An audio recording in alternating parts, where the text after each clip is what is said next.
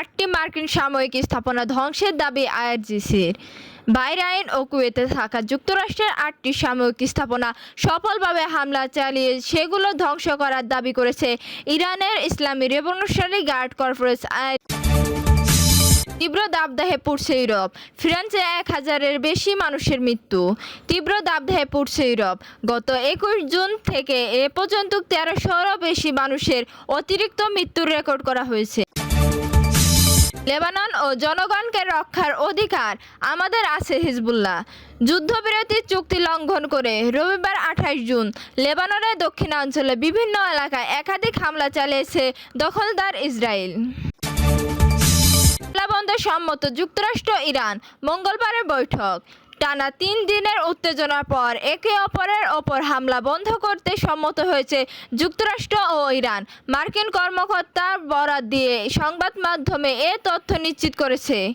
দর্শক, এতক্ষণ শুনছিলেন সংবাদ শিরোনাম, এখন জানিয়ে দেব বিস্তারিত সংবাদ।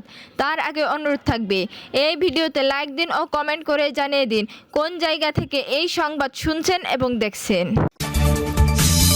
8টি মার্কিন সামরিক স্থাপনা ধ্বংসের দাবি আইআরজিসির।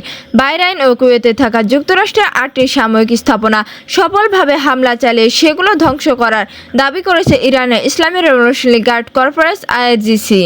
কাতার ভিত্তিক সংবাদ মাধ্যমে আল জাজিরার বরাতে ইরানের রাষ্ট্রীয় সম্প্রচার মাধ্যম আইআরআইবি এ তথ্য জানিয়ে প্রতিবেদনে আরও বলা হয়েছে, এসব হামলায় ব্যালিস্টিক ক্ষেপণাস্ত্র ও ড্রোন ব্যবহার করা হয়েছে।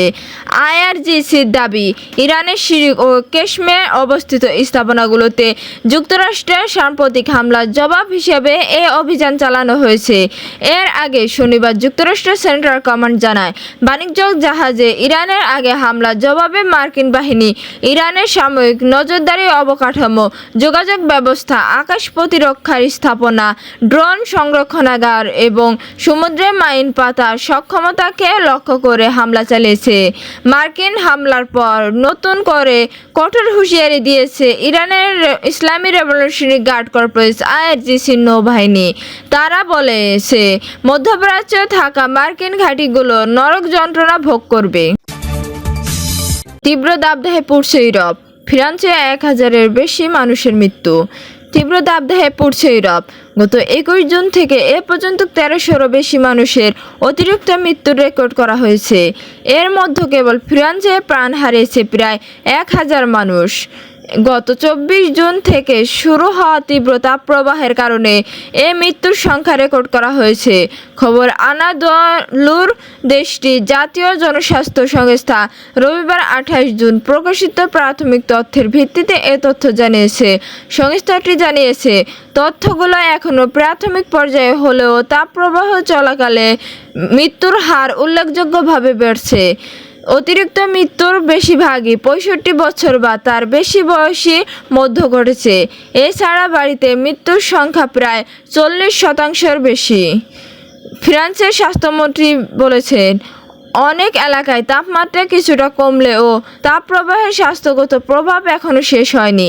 তার ভাষায়, দেশের স্বাভাবিক সময়ের তুলনায় মৃত্যুর সংখ্যা বেশি দেখা যাচ্ছে। লেবানন ও জনগণকে রক্ষার অধিকার আমাদের আছে হিজবুল্লাহ। যুদ্ধবিরতির চুক্তি লঙ্ঘন করে রবিবার 28 জুন লেবাননের দক্ষিণাঞ্চলে বিভিন্ন এলাকায় একাধিক হামলা চালিয়েছে দখলদার ইসরায়েল। এ ঘটনা নিজেদের দেশ ও জনগণকে রক্ষার অধিকার হিজবুল্লাহর আছে বলে এক বিবৃতিতে জানিয়েছে ইরান সমর্থিত সংগঠনটি। এক প্রতিবেদনে এ তথ্য জানিয়েছে কাতার ভিত্তিক সংবাদ মাধ্যম আল জাজিরা। হিজবুল্লাহর দাবি, ইসরায়েল যুদ্ধ বিমান দক্ষিণাঞ্চলে নাবাতিয়ে শহর এর পাশে মাইফাদুন শহরে আবাসিক ভবনগুলোতে হামলা চালিয়েছে। এছাড়া ইসরায়েলি ড্রোন ফাউন শহর ও বিনিত জাবেল জেলায় খোলা এলাকায় হামলা চালায়। এক বিবৃতিতে হিজবুল্লাহ বলে, আমরা যুদ্ধবিরতির চুক্তি এসব লঙ্ঘনের ঘটনা নিবিড়ভাবে পর্যবেক্ষণ করছি। মাতৃভূমি ও জনগণকে রক্ষার অধিকার আমাদের আছে। এদিকে যুক্তরাষ্ট্র ও ইরানের মধ্যে হওয়া সমঝোতা স্বাক্ষরকে বলা হয়েছে, যুদ্ধের অবসান সব ফ্রন্টেই কার্যকর হবে, যার মধ্যে লেবাননও রয়েছে। তবে এরপরও মার্চের শুরু থেকে লেবাননে ইসরায়েল আমাদের হামলা আরও জোরদার করেছে। সম্মত যুক্তরাষ্ট্র ইরান। মঙ্গলবার বৈঠক। টানা 3 দিনের উত্তেজনার পর একে অপরের ওপর হামলা বন্ধ করতে সম্মত হয়েছে যুক্তরাষ্ট্র ও ইরান।